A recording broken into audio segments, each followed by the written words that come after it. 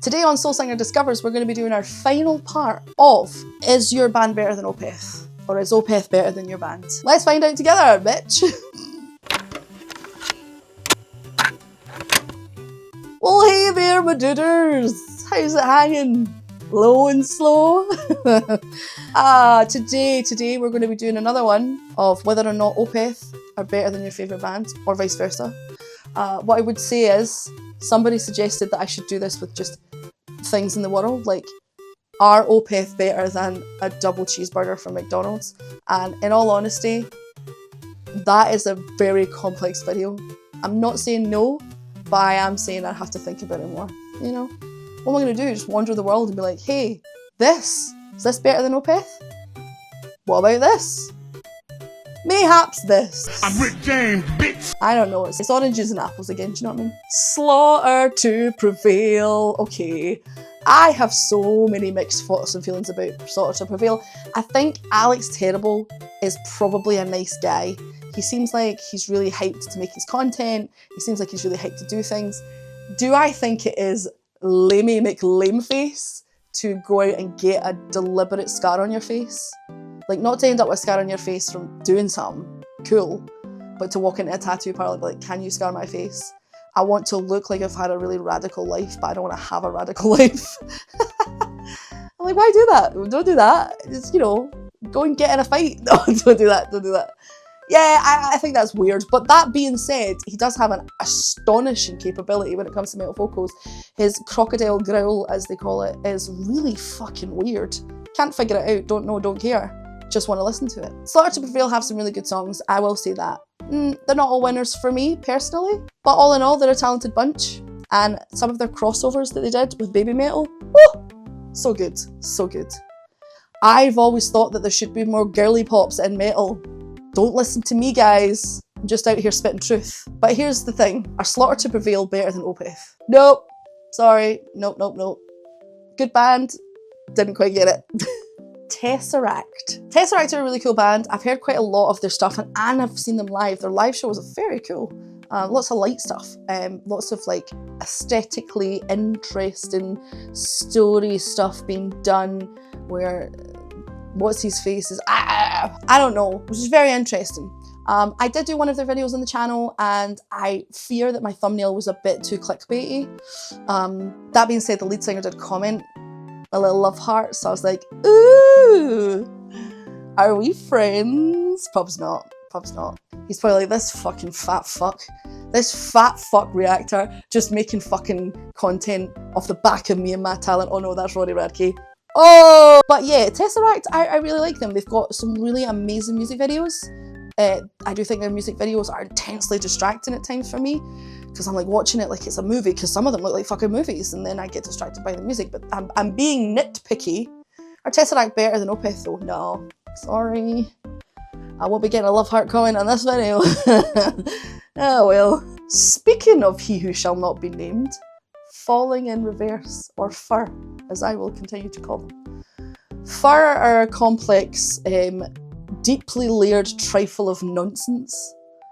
There's some really great stuff in there. I'm not the kind of bitch that's going to stand here if I don't like someone and lie and be like, actually, I think all their stuff's rubbish because I don't like them. Like, that's bullshit. Just because you don't like someone doesn't make that person not good at something. I do think that there's some really cool tunes in there and there's some really great music videos, like really cool fucking music videos.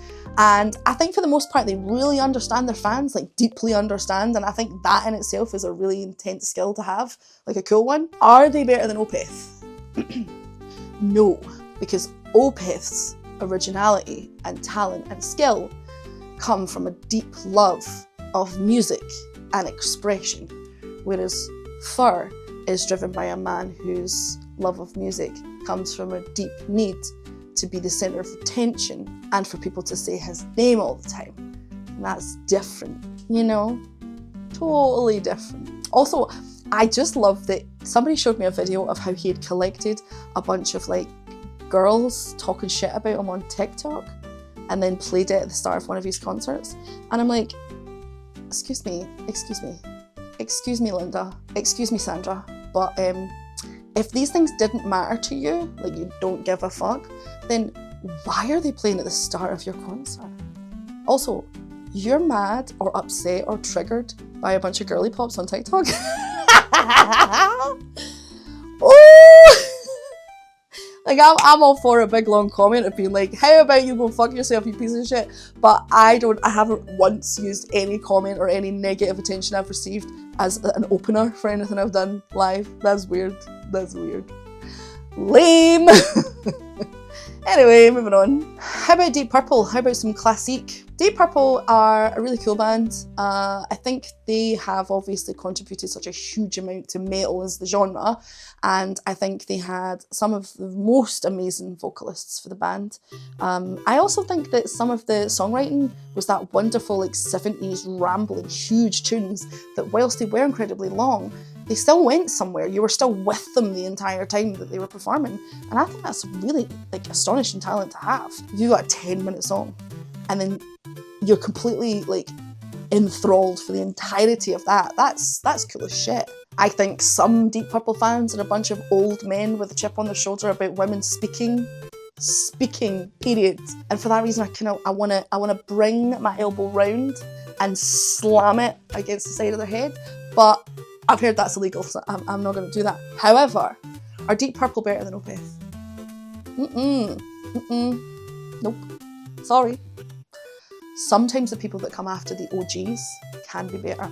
Also, Richie Blackmore is not as broad as you all think he is. Soz. He's great. He's a great guitarist. But some of you build him up, and then I think it's the English folk album. I can't let it go. I feel like Richie Blackmore is the poster child for what a man will do to get his dick wet. Just his wife came in one day and was like, listen, I want to make an English folk album. Can you make that happen? And he's like, yeah, I'm Richie Blackmore. I can make fucking anything happen. I played with Dio. I'm going to let it go. They're not as good as Opeth. Done. How about some Halloweeny nonsense? How about that? How about some goth girlfriend realness? It's Type O Negative. Won't any of you get out of your tree? This week has been hard, okay? We've done so many bands in the previous two parts. This part was always going to be a bit nonsensical. Struggling to find a band that's better than Opeth, if I'm honest. Type O Negative, Peter Steele. It was Peter Steele, wasn't it? John Steele, Peter Steele, had a fantastic voice. His overall aesthetic was ooky spooky.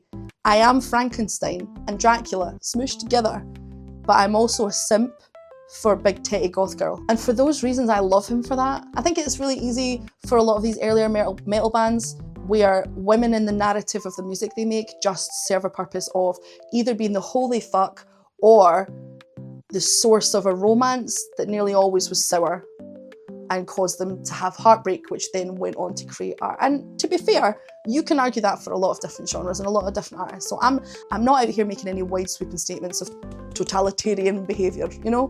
But I do think the thing that I find really refreshing about Type O Negative's music is that women within the narrative of the songwriting serve more than just the purpose of pain or sex. They also serve the purpose of worship.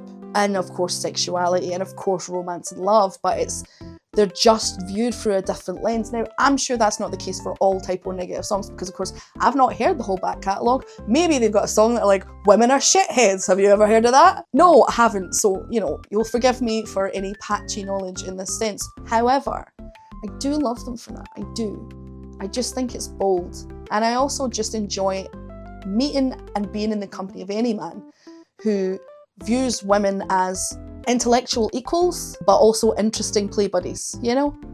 Not in a sexy sense, do you know what I mean? Just like, we're on the same level, but we're also quite different. And that's cool, you know? Are Type O Negative better than Opeth? No. No, and I want to say yes. There's not been a yes here. Has there been a yes here? I don't think there's been a yes here. I can't. That's because that would be lying. And I really like Type O Negative. Opeth are definitely better. So this was the final part of this particular section of videos. I will be making more stuff like this. Let's just quickly run down the list of people I want to talk some shit about.